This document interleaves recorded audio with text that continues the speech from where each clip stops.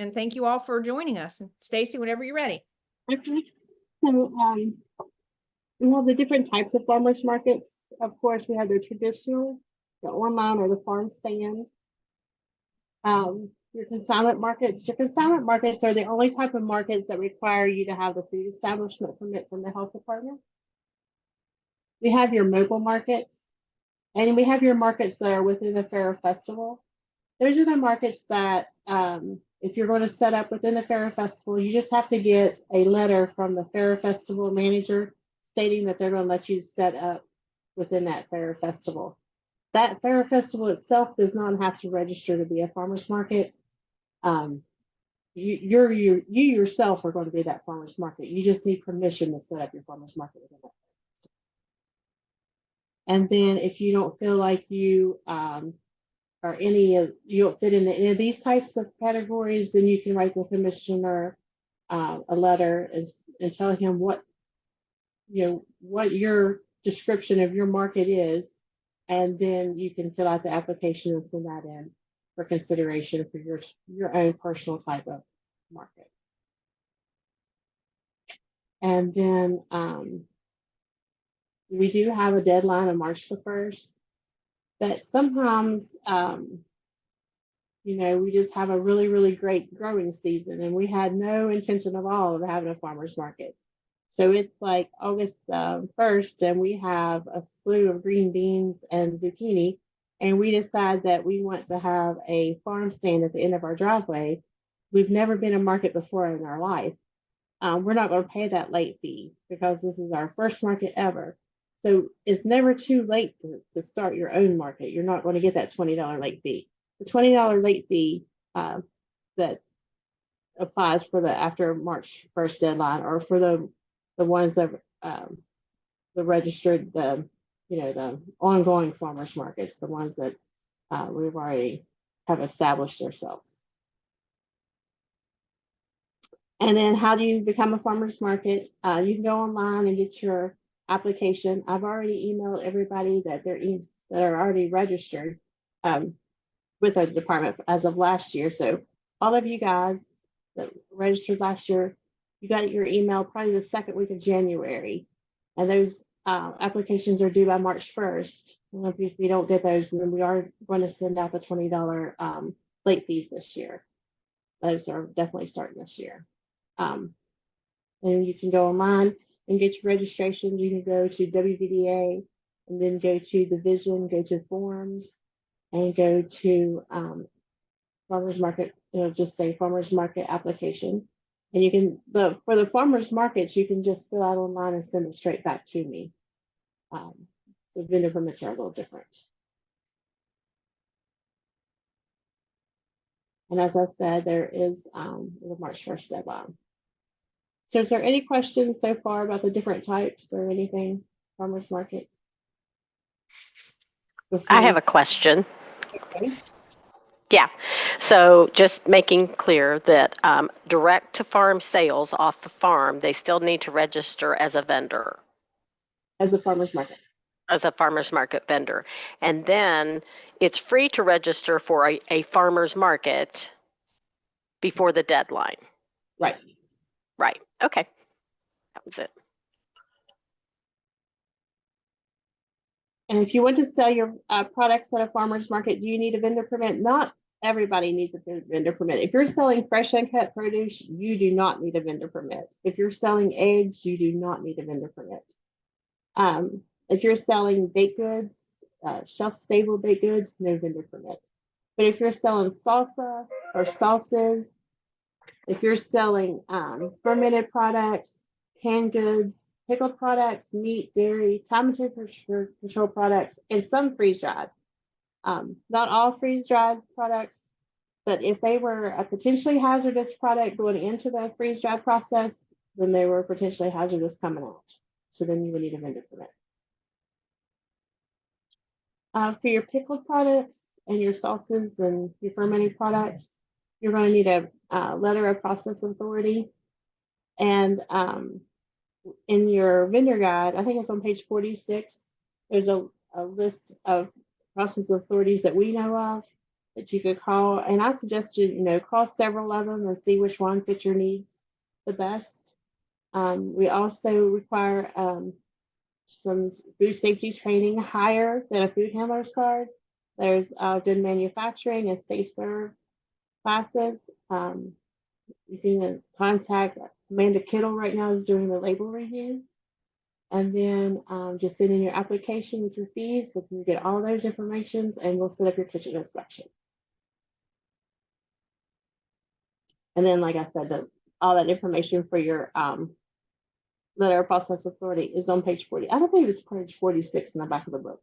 And there's also a website that you can go on if you didn't find anything in the back of the book that really suits your needs. If you didn't like the prices or anything, you can go to the Food Processing Authorities directory and maybe find another business that you like better, maybe closer. And the different types of training you can do is ossified foods foods training, better process control, good manufacturing class. We did do the kitchen inspection. So it says $27 an hour, and that is not from the time that I leave the office. It is the time that we enter your home to the time we leave. We make sure that if you have well water, private well source, that your water's been tested, and it has to be a current water testing. We do look for signs of rodents and insects. We make sure that you're not using wooden chopping boards and that you're using like glass, and if something that's easily sanitized.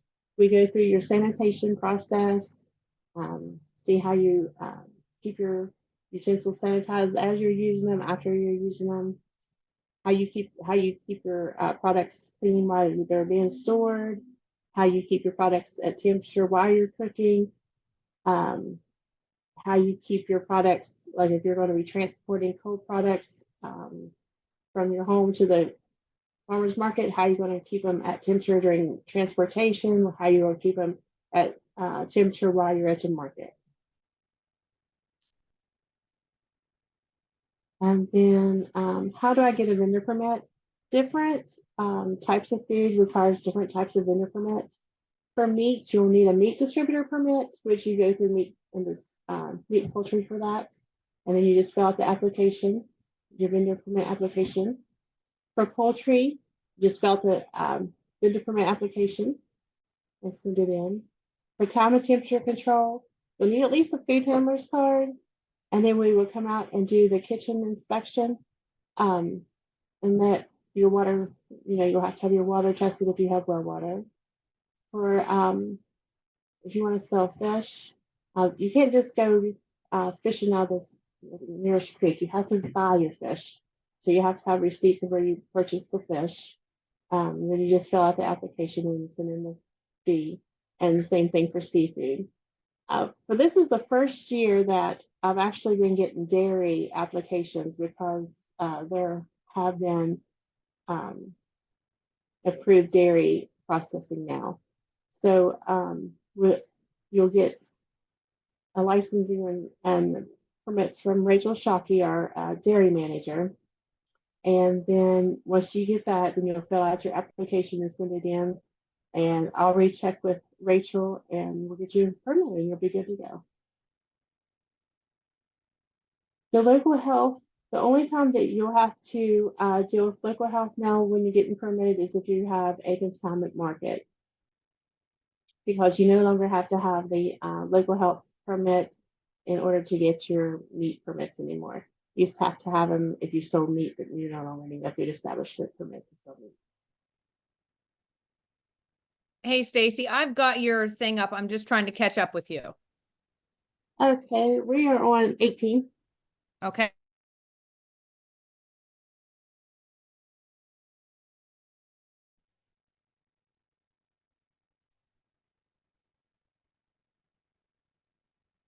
And then if you look for here, there's two different types of salads. One of the salads has utensils and one of the salads do not. So you can sell a salad right there without any utensils in it under a farmer's market vendor permit. as long as you had it packaged correctly and labeled as to what products you had in that container, because you could sell it as a mixed salad.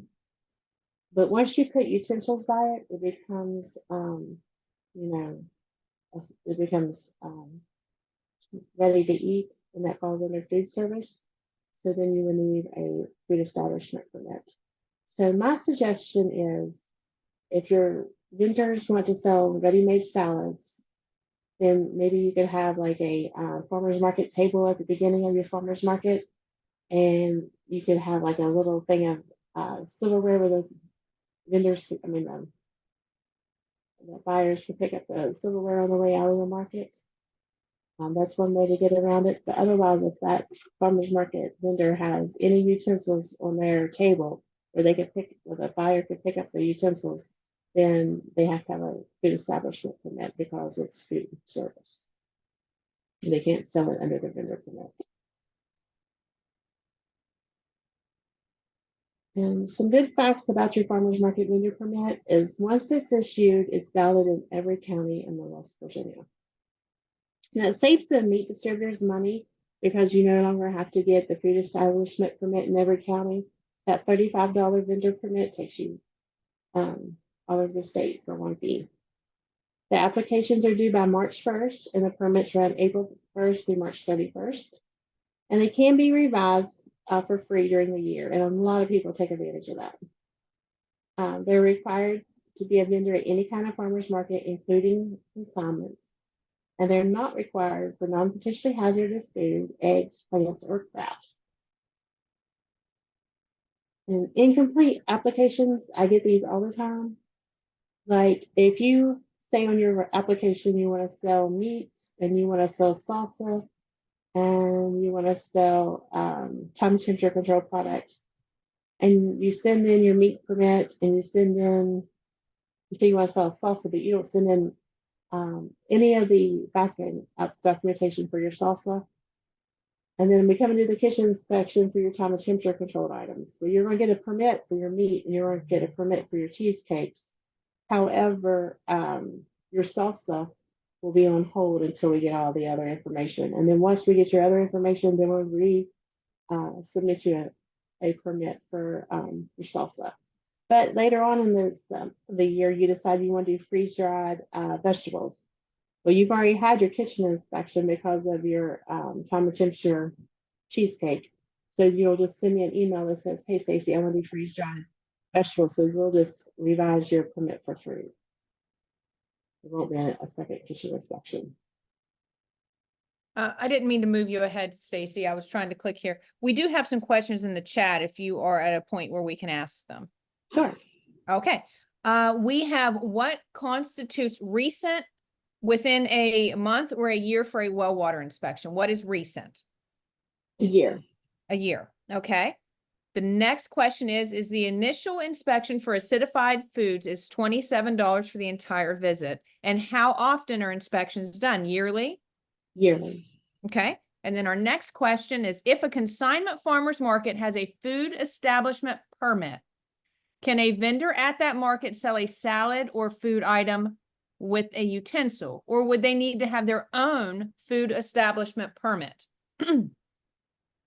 Well, that would fall under the health department, because once you get the food with the fork, you're under the health department. So that's Yeah, well, that's what they're saying, is if the consignment market already has the food establishment permit, then vendors would be under that permit, I think is what they're trying to say here. Would vendors be under that permit?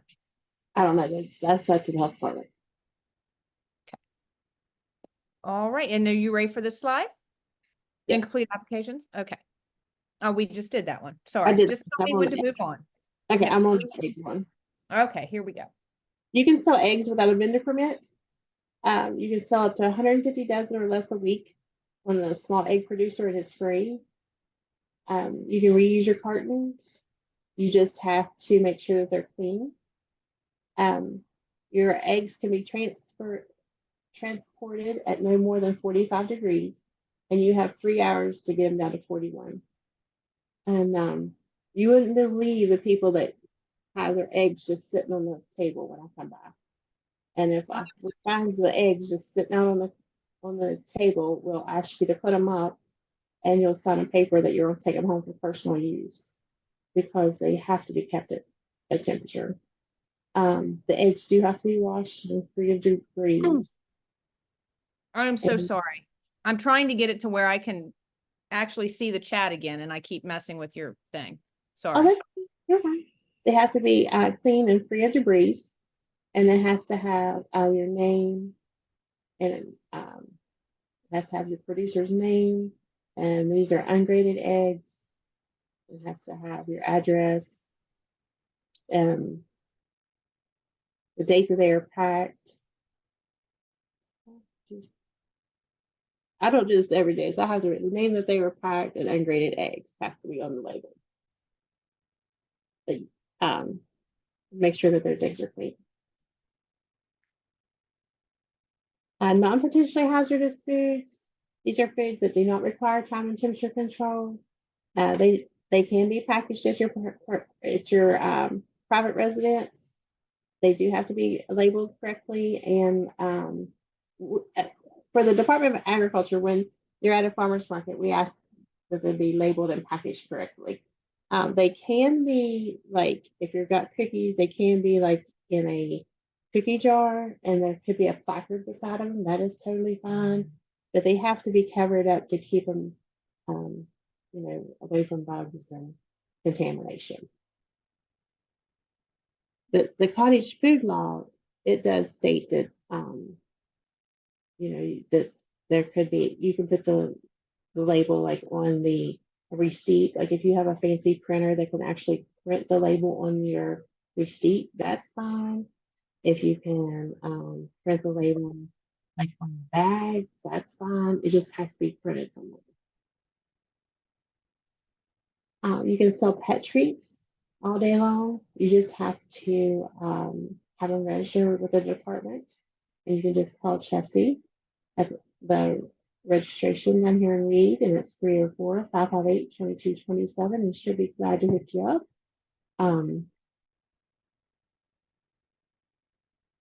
I can't remember. I think it's like $175. I think it's $75 a product. But once you register your product, you can sell it at Tractor Supply, Walmart, anywhere. I mean, you sell it. Once you're registered, you're good to go. Honey, you can sell your honey all day long as it's pure honey and you have it labeled properly. Your bees have to be registered, and you have to have, please do not feed the infants under 1 year of age. But once you start infusing that honey, putting cocoa in it, nuts, then you have to have it tested. You have to have the kitchen tested, inspected, and you have to have higher than a $300 card for that, because it's potentially hazardous. For your peppers and wieners, it is federally illegal to sell peppers and wieners, and I know everybody does, and it's all over Facebook, but we do try to stop it as much as possible. So we absolutely do stop it every time we see it at the farmer's market. That is not just the department's rule, it's federally illegal to sell it. Sampling, you're more than allowed to do sampling. Just always remember that it is a sample. It's not a whole meal, a sandwich, or an individual hot dish. And you need to be doing it under a tent or a large umbrella. And you need to have a hand washing station easily available. Sanitary procedures need to be followed. You need to keep your items at proper temperatures.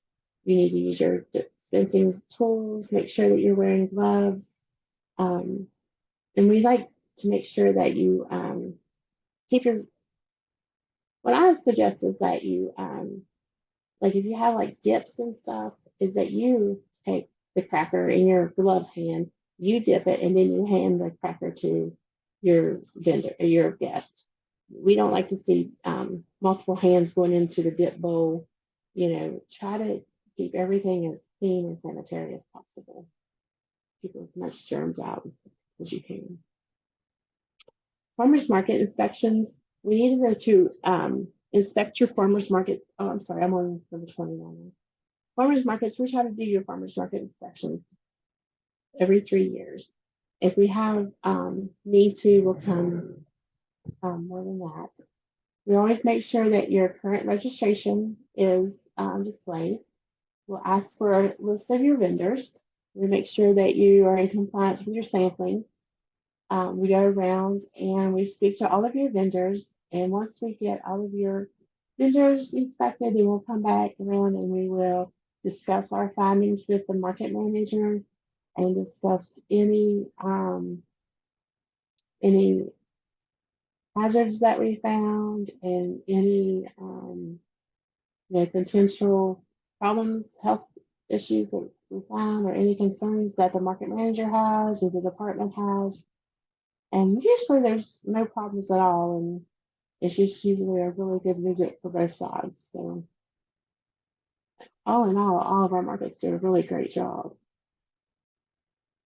Our vendor inspections, what we're looking for is to make sure that our produce is labeled, that when we walk up to that produce stand that we can tell where that produce came from, where it originated from.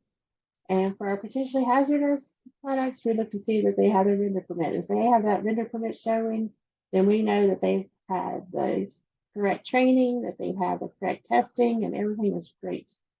The non-potentially hazardous vendors, we just make sure that they have labeling and packaging, and we just talk to them a little bit. And at the end of the day, we just hope everybody has a really great season.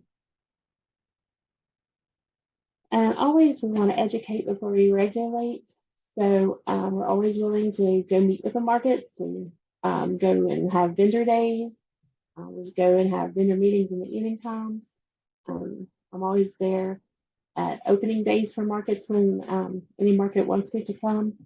So we're always happy to educate before we regulate. We have a great senior market program.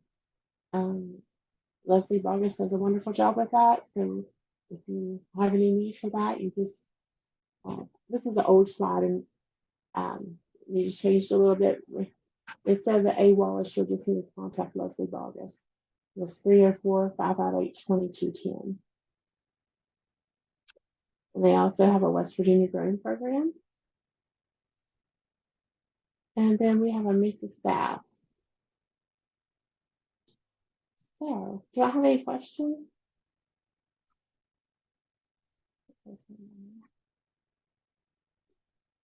Yeah, does anyone have any questions? I don't have any to read from the chat right now.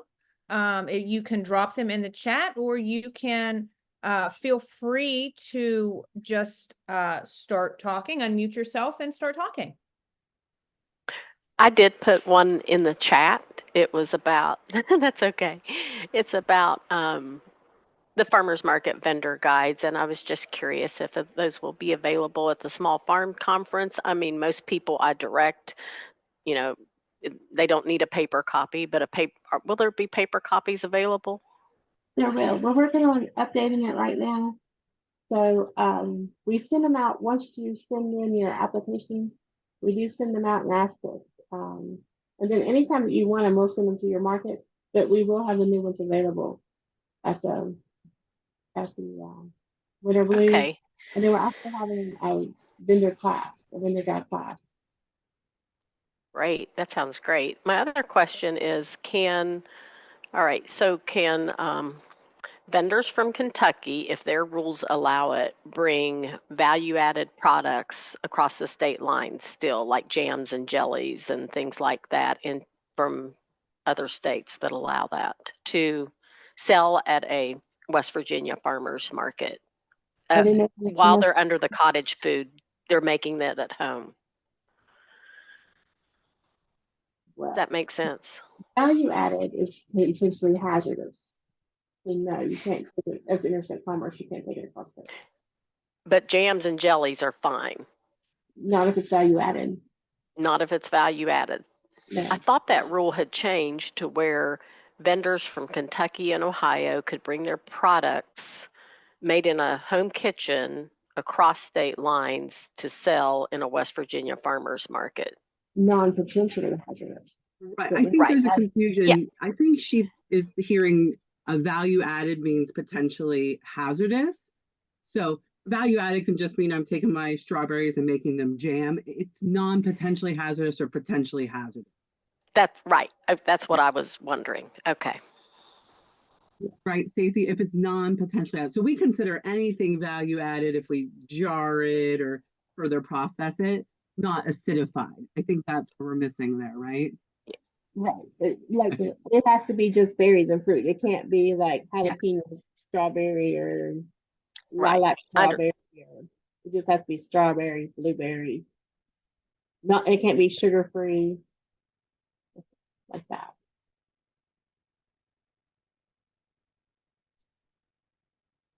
Do we have any more questions? But I really would advise very carefully about telling people that they can go across state lines.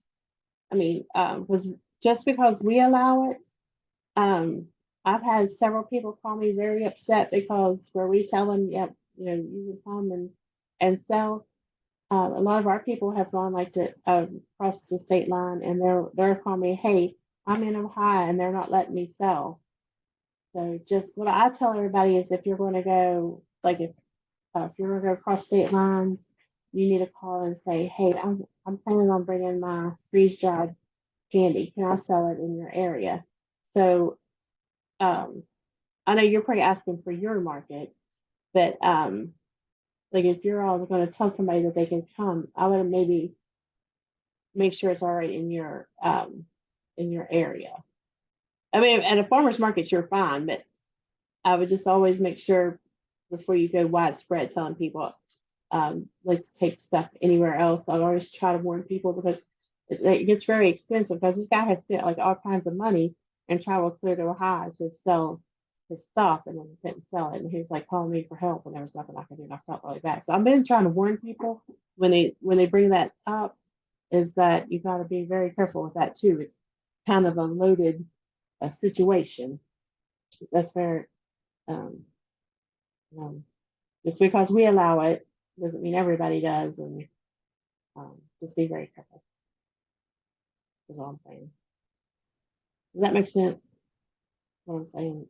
I mean, Does anyone else have any questions? The guide that Stacy is referred to here, this is the guide to farmers market vendor permits. It is in the vendor guide, and it is on their website. There's a copy of it there. If you're lucky enough to have a paper guide, it's right in here in chart form. Very easy to read and easy to understand. For the most part, everybody hears the word registration in our brains, I think immediately is like, so was there other questions that anybody had about that, or just some general vendor guide things while we have Stacy and everyone on? there's one here. For fairs and festivals, the director of the fair and festival doesn't have to be a farmer's market permit, but those who still do. Yeah, let me read your question again from the chat. For fairs and festivals, the director of the fair and festival doesn't have to do the permit, but the people who sell do. That would be in a situation where you're bringing a farmer's market is going to the fair and festival. Is that correct? Yeah, so that would mean like Putnam Provision, if they wanted to, like if I was having a fair this weekend, if I was having like a Stacy's craft show this weekend.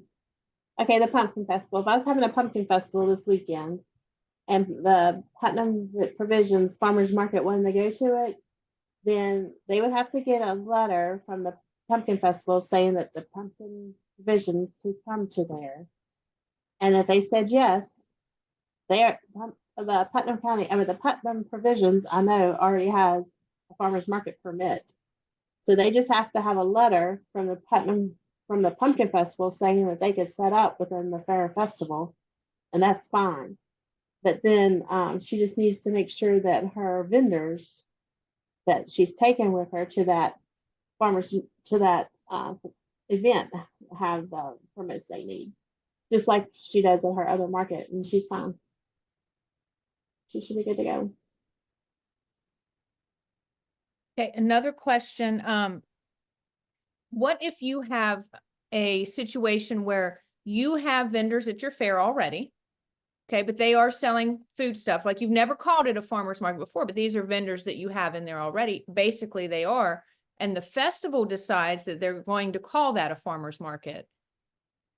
They fill out the permit, or there's no market established, they're using the vendors they already have.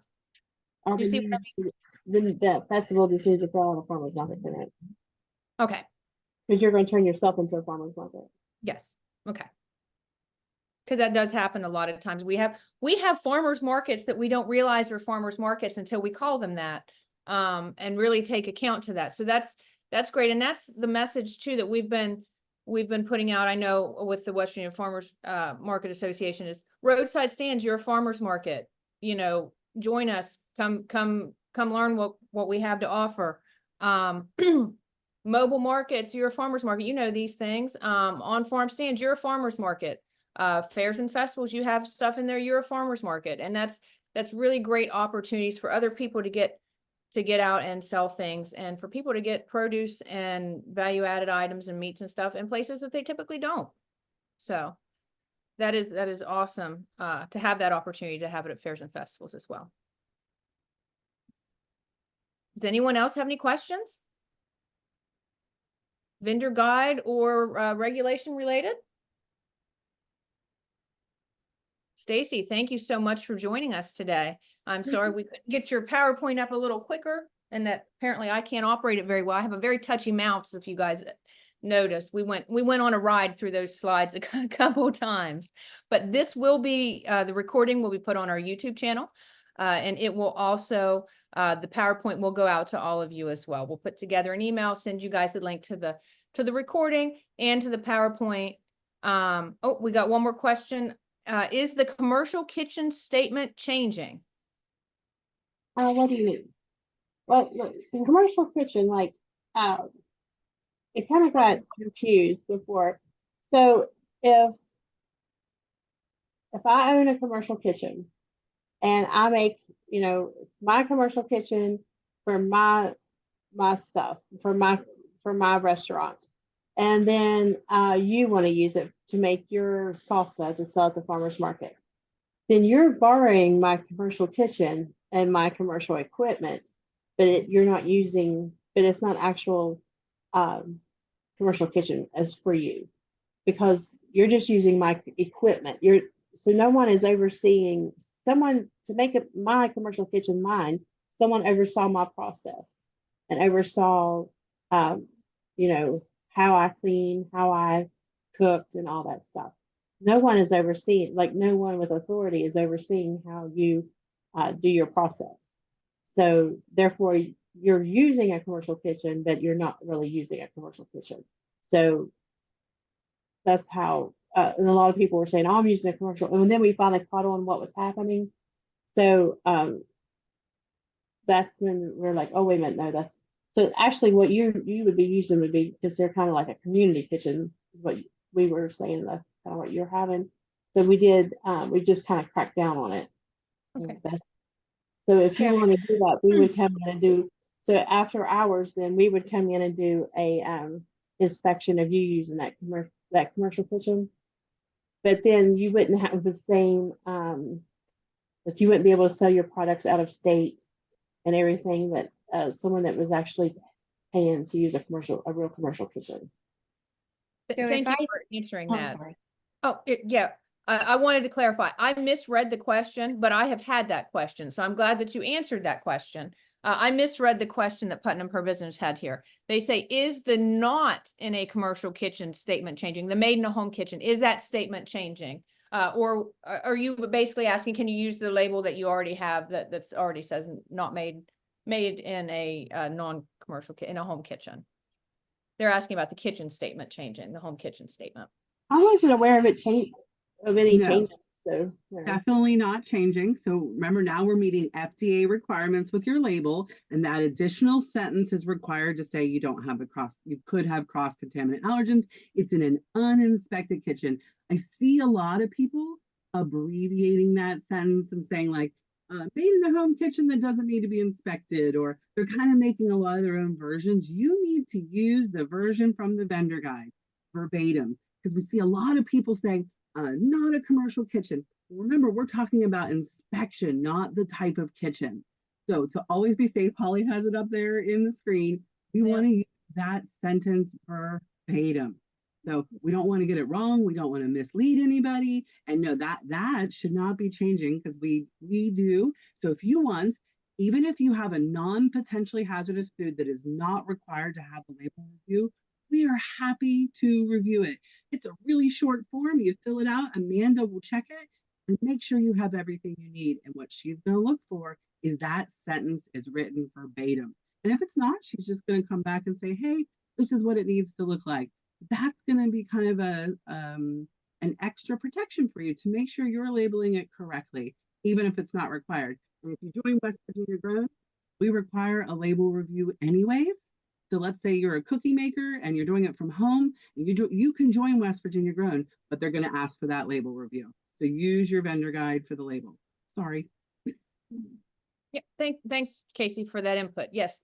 And then Denise has popped the kitchen statement in there if you couldn't see it when I was holding it up there. On the topic of labeling, several of you probably are familiar. We do have a labeling class that we do here with the West Virginia Farmers Market Association. We have an online version on our YouTube channel. And right now we also have the opportunity for you guys to sign up your market. And then we will Zoom in to do a quick 1 hour session there to talk to you guys about labeling, kind of jam pack that day, covers all your vendors at once because you've rounded them up, made them be at your meeting, and everybody gets that information about labeling, and it kind of takes it off your back. So if you're interested in that, please go to our Facebook page and you can register there. Denise has a registration link and you can register, and we can try to schedule to come virtually to talk to you about labeling.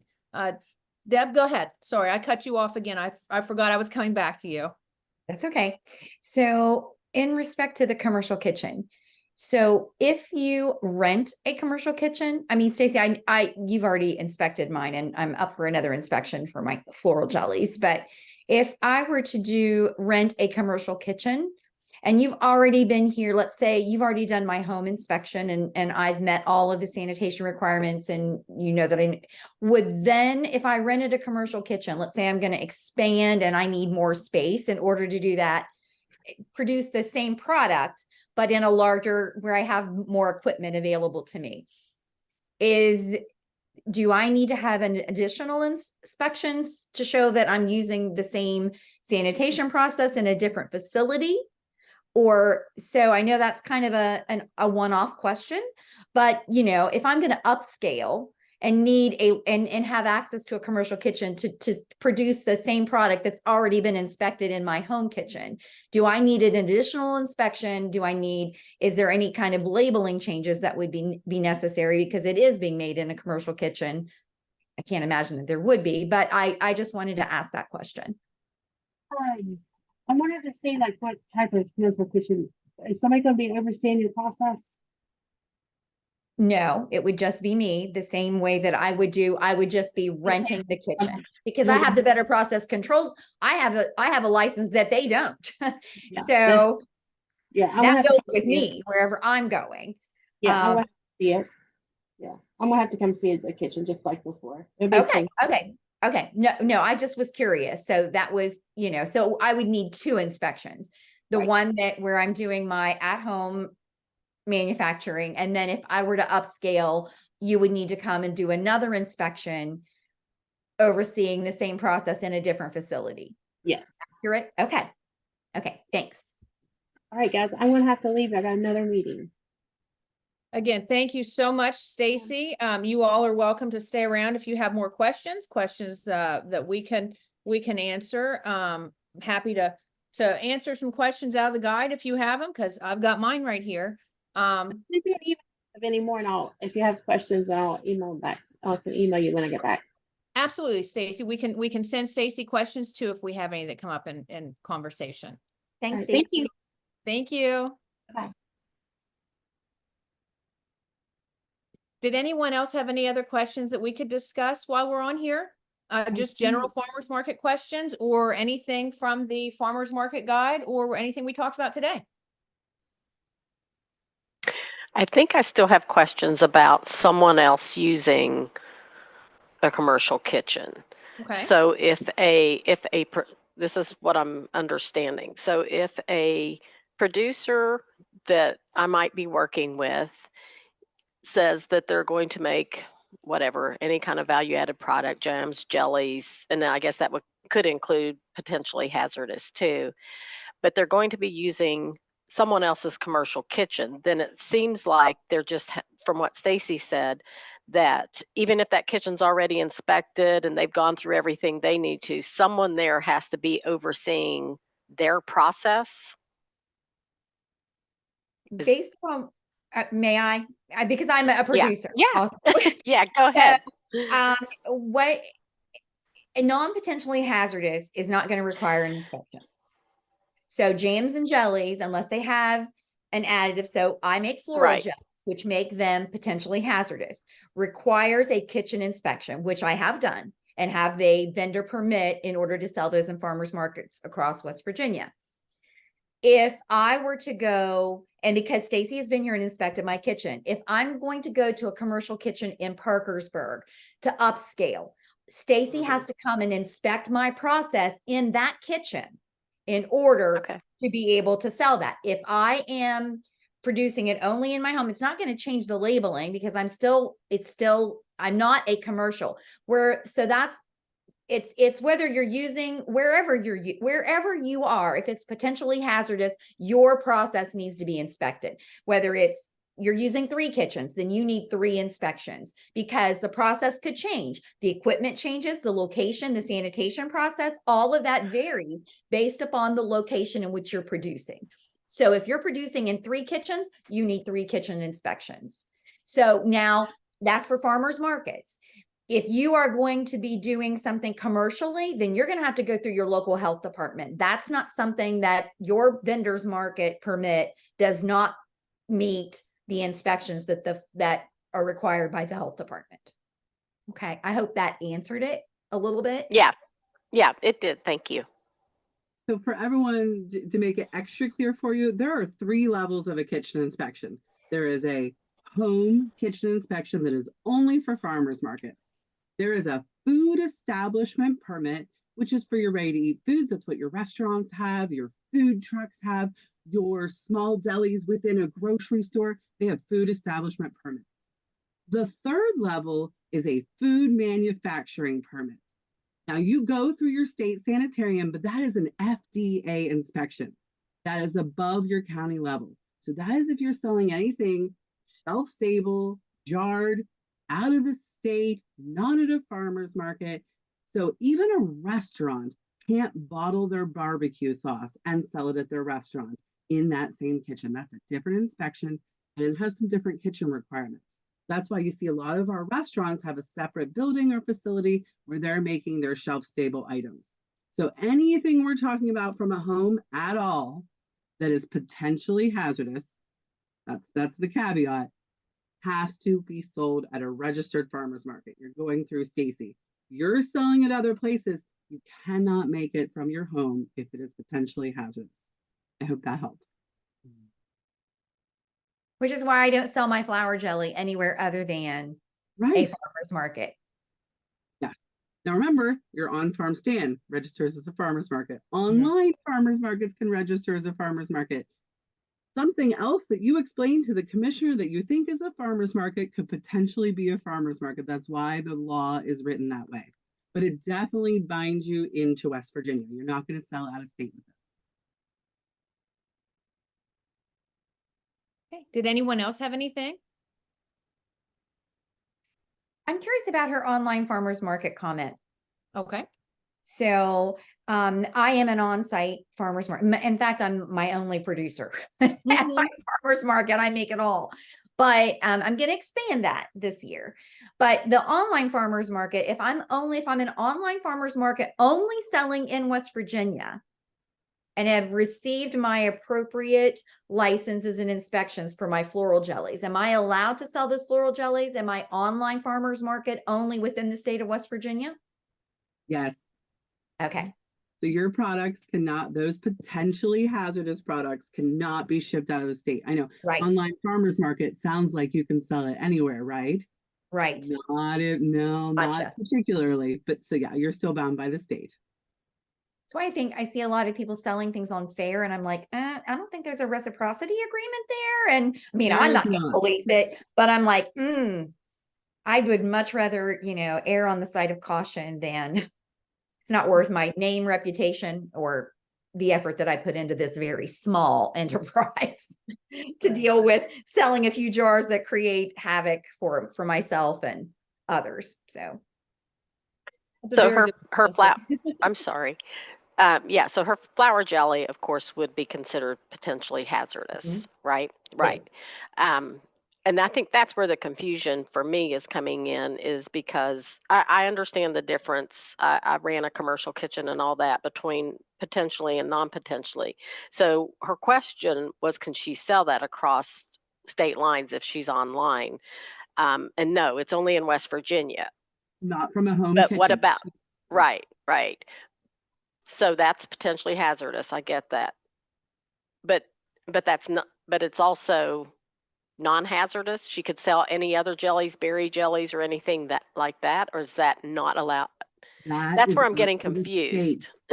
When you sell into another state, it's up to them. So look, let me give you an example. I have some people who sell in Ohio and they are in counties that are absolutely fine with it. What Stacy was talking about is she has people going to events in Ohio with West Virginia non-potentially hazardous baked goods, and they're being told, no, that's under your state exemption. We don't allow that. The federal government doesn't regulate it because that falls way too far under the radar. But you don't get to decide what state you sell into. You would have to call either their health department, that's most states, or their Department of Agriculture. So in Ohio, it's the ODA. In Maryland, it's county by county, more difficult. So we, West Virginia, cannot tell you that you can sell in another state because that is based on their. So if she wanted to sell her jams and jellies online, the ones that are non-hazardous anyhow, across state, ship it somewhere else, that would be up to that state Yes. or county to say, nope, you're not allowed to do that. Even if West Virginia, she's fine to do it here, but it would be their rules, their regulations. And their label. So know And their that every label. That's state right. has their own label requirements. Now, you should feel really happy here in West Virginia because we are meeting the highest possible standards. So Ohio, it just says made in a home kitchen. That would make us nervous here in West Virginia. That is a lot of disclaimers not on there. So you also need to look at their label. I had a lot of requests when cocoa bombs, I started making cocoa bombs before they became a rage. And I had lots of requests to sell those in other states from friends or whatever. And I didn't do it.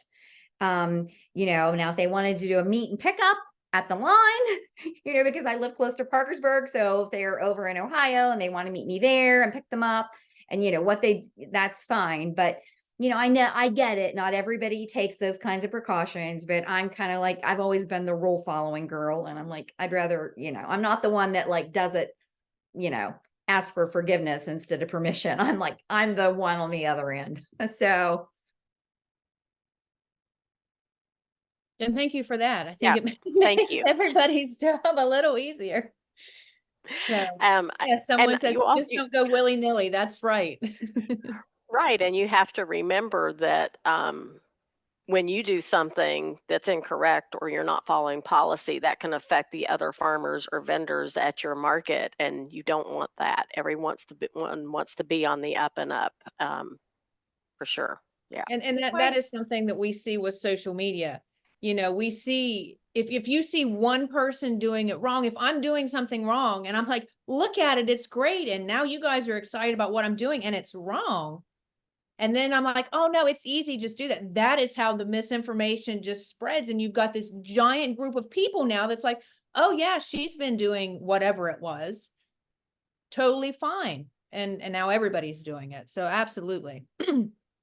That's the kind of stuff that gets out of control really quickly. When someone's like, totally been doing that for years. Yeah, again, be handy. Vendor guide. It has literally everything in here. And if there's something that you don't understand about it, any one of there's several business people on here, business development people from the Department of Ag, they can help you. We've got Sherry on here. I know Nathan was on there for a minute. Casey is also in there as well. Yep, Sierra Cox, she's there with the Veterans and Heroes program. So you've got lots of support. Sherry's down at the office. If you have any questions, yep, there's Sierra. Any one of us can help you to understand them. Oh, somebody says freeze-dried candy. I'm going to take that as not a question. You're just commenting on how lovely freeze-dried candy is, right? So, are you asking if it's potentially hazardous?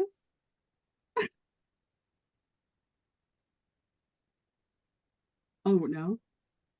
Freeze-dried candy. It's the rage. Oh, yes. It is the rage. If you knew how many calls we got per day about freeze-dried candy at the Department of Agriculture, you would be shocked. It is quite the rage. Be careful what you're making. Make sure you're following the rules. But let me say it again. Label your products according to what they are. So make sure we're labeling what you have. Remember, since you said candy, let's take a little example. Let's say I'm making a baked good that has Oreos in it, okay? I don't just put Oreos on that label because guess what? There's a million kinds of Oreos and Oreos have a lot of ingredients. So let's also remember if we're using a commercial product in our baked good products, we need to inform our customers. Maybe there's red 40, maybe those are red Oreos. Maybe those are made with products that I might be allergic to, but some Oreo brands I can eat and other ones I can't. We want to break it out either in parentheses or you can really, if you're very scientific, break it all the way out into your ingredient label. But let's just make sure that we know the reason we're requiring that label is for our customers. We want them to be completely informed. And you know what? If someone has a severe peanut allergy and I see, this was made in a home kitchen, I know she has a whole bunch of kids. Maybe they made a peanut butter jelly sandwich in the morning and they didn't totally clean it up. I can't take that risk. But I might be the same customer who thinks this is awesome. This is a family product. I'm not allergic to anything. Let's buy this. So we're informing our customers with that. And that goes for the freeze-dried candy too. The freeze-dried ice cream, though, is potentially hazardous. Like she said earlier, if it's so I had a gal that wanted to come because I have a flower farm here on site. And so we were doing a snip and dip with a ice cream truck that came and licensed and all of that. I require all of that and her liability insurance, all of that. She had to have all of that when she came to do this. But I had a gal that wanted to come and set up for freeze-dried ice cream. She thought this would be really awesome. And she had not done, she didn't have any, she's like out of her trunk kind of operation. And she was really offended. But I told her, I said, no, that is, I'm sorry, but I can't allow you to do that. So that is when Stacy said something earlier, if it's potentially hazardous before it goes in, ice cream's a time and temperature control kind of thing. So if it's potentially hazardous before it goes into the freeze-dried machine, it's considered potentially hazardous when it comes out. So we need recording of you saying that because we repeat that sentence over and over every day. That is so amazing, Deb. Yes. Look at what it is before it goes in. We're talking about we're coming into dairy when we're talking about freeze-dried ice cream. This is not a blueberry. So know your products. Look at that chart. Page 2 tells you a lot. If you want to know further, we will help you. But just because it's freeze-dried doesn't magically make it not potentially dangerous. Guys, wonderful conversation today. I'm going to open it up one more time. Anybody have anything? No? Okay. I don't have anything other than to say this has been really great and very informational. Thank you. Well, thank you. And thank you for joining us. We do this every month. It's the first Thursday of the month, 10 a.m. Denise, my brain has left me. What is our next topic? What is next month? Do you know? Either way, we will advertise it and it's going to be great too. I can just promise you that. So have confidence. Join us next month. We will put it out and we will do registration a little bit differently because we did have so many people reach out to us. And that was fantastic. We're going to do a Zoom registration next time. So you will just click on the link. It'll take you to register there and it will send you the link directly. Okay. So that'll cut out some time for people needing to reach out to get the link and for us to send the links out. No, just streamline the process a little bit. So we look forward to seeing you next month, 10 a.m. on the first Thursday. Guys, thank you so much.